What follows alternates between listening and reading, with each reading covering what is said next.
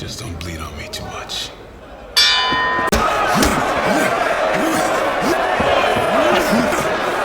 Inside the cold, dark walls of a Russian prison, a roaring crowd gathers around a steel cage. The underground fight is about to begin. On one side, Yuri Boyka, a name whispered with fear and respect. 34 fights. The bell rings. Not a single loss. The self-proclaimed most complete fighter in the world. On the other, Arkady Davik, undefeated 14 times. Boyka moves like a predator, fast, powerful, merciless. Within minutes, Davik is on the ground, broken. Boyka stands tall, unbeaten once again. The prison shakes with cheers. High above the ring, the warden Markov and the mob boss Gaga exchange smiles. These fights are their goldmine, blood, bets, and power all tangled together. But this world is about to change. Cut to America. Former world boxing champion George Iceman Chambers has seen better days. Once the best, now forgotten. His career is dying. He's in Russia for a commercial shoot, hoping to earn a little money to survive. After the shoot, he heads back to his hotel, but something feels off. Inside his room, a group of strangers waits. Before he can react, they attack. He's knocked unconscious. Moments later, the police burst in and find a packet of cocaine hidden in his Bible. George screams that it's a setup, but it's too late. He's arrested. Soon, the heavyweight champion of the world finds himself behind bars in a Russian prison, the same one that belongs to Boyka's kingdom. When George arrives, Boyka watches him from a distance with burning eyes. The warden greets George, saying, "We respect fighters here. We have our own hero." George, proud and angry, answers coldly, "I won't be here long." He's sent to the showers, but the water is freezing. He refuses, fights back against the guards,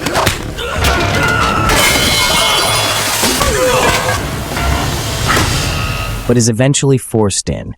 On the way to his cell, a prisoner throws a bucket of urine at him. "Gift from Boyka. Warm pee." They laugh. George explodes in rage, but the guards stop him again.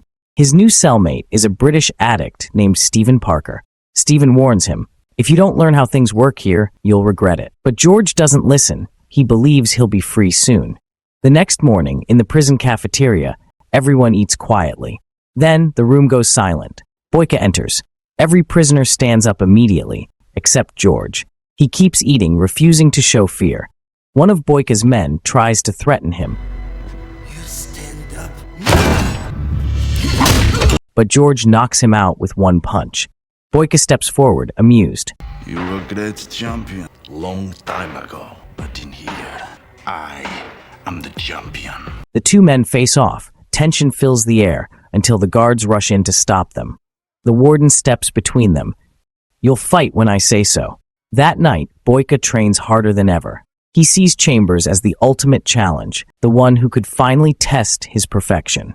And deep down, George feels the same, though he won't admit it yet. Days pass. George grows more frustrated. His manager Phil visits and says, "The embassy needs a month to process your case." George explodes. "Get me the best lawyers, now." But Phil hesitates, and that hesitation means more than it seems. Meanwhile, mob boss Gaga meets with the warden. He wants the fight between Boyka and Chambers to happen soon.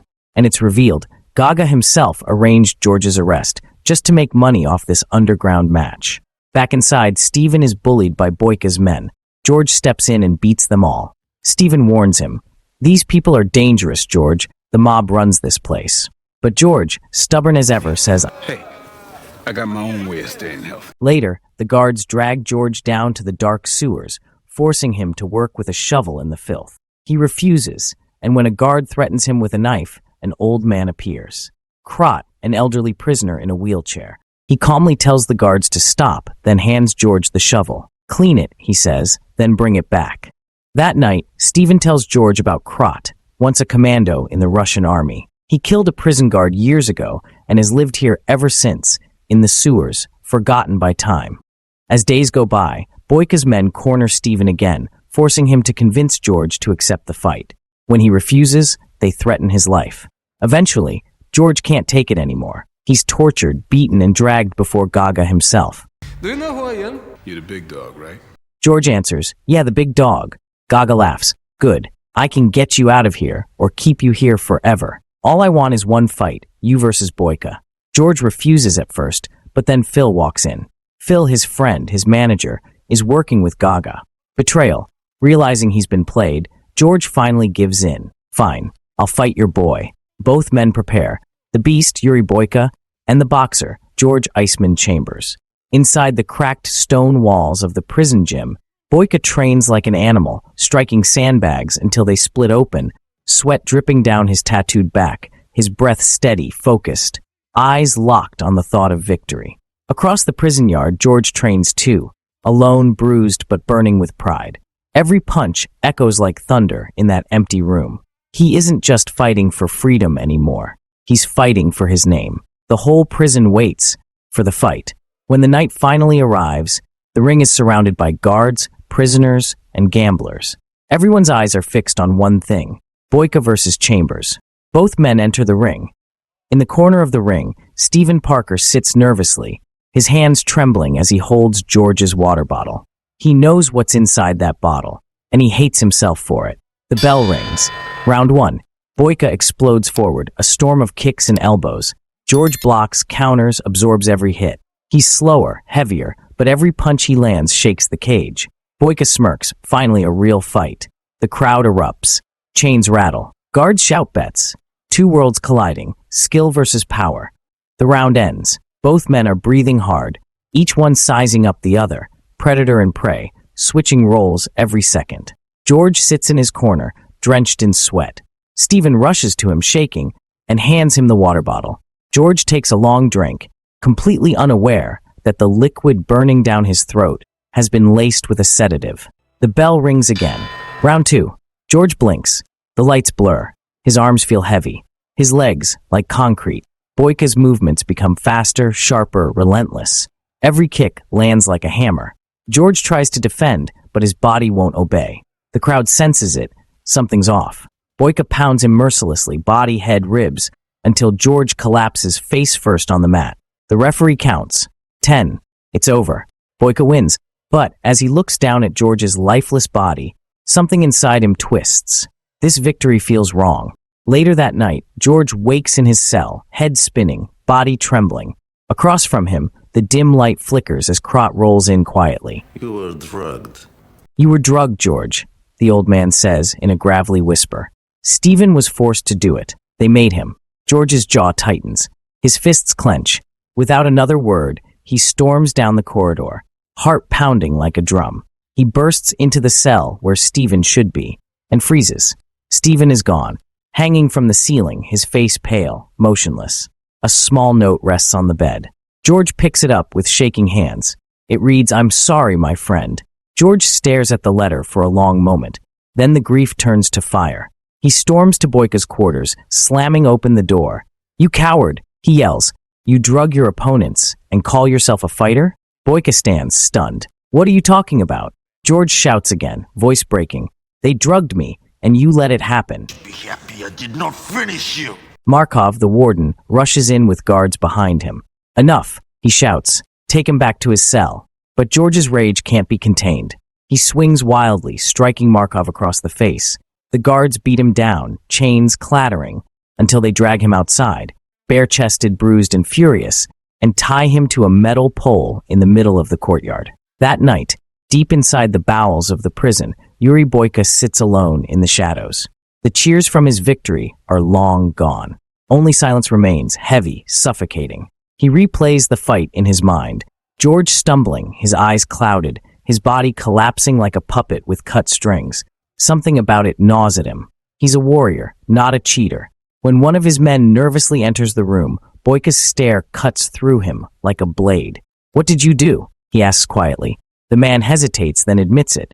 We put something in his water. Gaga wanted it done." Boyka stands calm at first. Then rage bursts out of him like fire. With one swift movement, he grabs the man by the throat. "You ruined my honor," he growls, and in a storm of fury he attacks. Bones break, cries echo through the hall. When it's over, the room is silent again. The men who betrayed his code now lie motionless on the ground, his voice trembling. "I win with my hands, not poison." Meanwhile, far from the prison walls, Phil, George's greedy manager, stumbles down a snowy Moscow street, clutching a briefcase of dirty money. He glances over his shoulder, thinking he's escaped it all. A shadow appears behind him. 2 muffled gunshots. Phil's body drops. Morning comes. The prison yard is quiet, coated in frost. George Chambers still hangs by the pole, frozen, exhausted, barely conscious. From the shadows, a few prisoners step forward. One places a crust of bread beside him. Another drapes a worn blanket over his shoulders. They know the punishment for helping him could be brutal, but they do it anyway. They no longer see a foreigner or a boxer or a proud man. They see one of their own. When the warden Markov discovers this, his voice explodes through the yard. Who helped him? Silent. Then one prisoner steps forward. Then another. And another. Until the entire yard stands united. Markov stares in disbelief, then fury. You all want to share his punishment? Fine. He orders every prisoner to remain outside. No food, no warmth, no shelter. Gaga arrives at the prison frowning. This wasn't part of the plan. He doesn't want Chambers dead. Not yet. Dead men don't make money. And shouts at Markov, "We need Chambers alive." He meets George and apologizes. Next time, choose a better corner. Win, and you'll be free. George agrees, but with one condition. Gaga tilts his head. Name it. George looks around at the shivering men. Bring coats for the prisoners. Gaga raises an eyebrow, then chuckles. Very noble of you, Iceman. He waves his hand to a guard. Get them coats. For the first time, the other prisoners look at George not with envy, but with respect. They see him not as a champion or an outsider, but as one of them.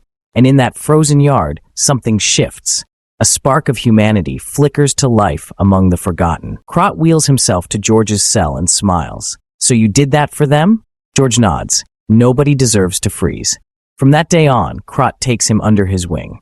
Training begins not glamorous, not clean, just real. George listens, learns, sweats, bleeds. Krot teaches him the discipline of a soldier, the rhythm of survival. He becomes more than a coach. He becomes family. One night, after hours of training, George notices a small, faded photo on the wall above Krot's bed. It's a picture of a young girl, smiling, innocent. George points at it. Who's she? Krot's voice softens. My niece, he says. She's 19 now. She doesn't even know I'm alive. I tried to escape once to see her again. He pauses, his eyes distant. They caught me, shot me in the back, been in this chair ever since. The silence that follows is heavy. George looks down, unsure what to say. Finally, Krot turns toward him, his voice steady, but filled with pain. When fight is over, you need to live fast, don't look back. He leans closer, locking eyes. This place swallows men. Don't let it take you too. The final fight draws near. The prison buzzes with tension, whispers spreading like wildfire. Everyone knows this won't be just another match. This will be the fight, the one that decides everything. The night of the rematch arrives. The prisoners crowd around, shouting, betting, chanting names. The air is electric, thick with sweat and fear. On one side, Yuri Boyka, standing tall despite his pride being scarred. On the other, George Chambers, calm, focused, his fists wrapped tight. From the sidelines, Krot sits in his wheelchair, hands gripping the armrests. He's a coach, a believer. The first round begins. Boyka attacks like a wild animal, spinning kicks, lightning-fast strikes, every blow meant to destroy. But George stands firm, blocking, countering, refusing to fall. He takes the punishment, absorbs it, learns from it. Every strike makes him smarter, tougher. Round 1 ends. The crowd howls in disbelief. Chambers is still standing. Round 2 begins. Boyka pushes harder, sweat flying off his body like rain. George breathes heavily, finding his rhythm, letting his training take over. He starts using the new techniques Krot taught him, foot sweeps, grapples, leverage. Slowly, he begins to turn the tide. George's eyes lock on Boyka's. This isn't just a fight anymore. It's justice. It's redemption. George uses his wrestling grip, flips Boyka, and locks his leg. A scream echoes through the prison. Boyka's leg snaps. The fight is over. The undefeated king has fallen. Cheers, shouts, disbelief. But George doesn't celebrate. He just stands there, chest heaving, staring down at his opponent. Later, inside the warden's office, Gaga greets George with a grin. I'm out of here, right? Yes, you are. You're free. He slide a briefcase of money to him. Your reward. And maybe he chuckles. A photo. My son's a fan. George stares at Gaga. His voice is calm, but cold. I'll never forget what you did. He turns and walks out. Before leaving, George uses his prize money for one last favor. He buys freedom for the old man, Krot. Do you still have that jacket I got you? I will hold on to it forever. Good, you might need it. There's someone waiting for you. An 18-year-old girl who wants to meet her uncle. Days later, at a quiet train station, George wheels Krot toward the platform. Krot's eyes fill with tears as a young woman runs toward him. They embrace, the old soldier finally free. George steps back, watching, as the train whistles in the distance. And that's how the great George Chambers found redemption, in the most unlikely place, a Russian prison, and how the undefeated fighter Yuri Boyka learned the meaning of honor. This was Undisputed 2: Last Man Standing. Let me know your thoughts in the comments below. I read every single one. If you enjoyed this recap, don't forget to like the video, subscribe for more powerful movie stories, and share this with a friend who loves great cinema. Until next time, stay tuned for more unforgettable stories.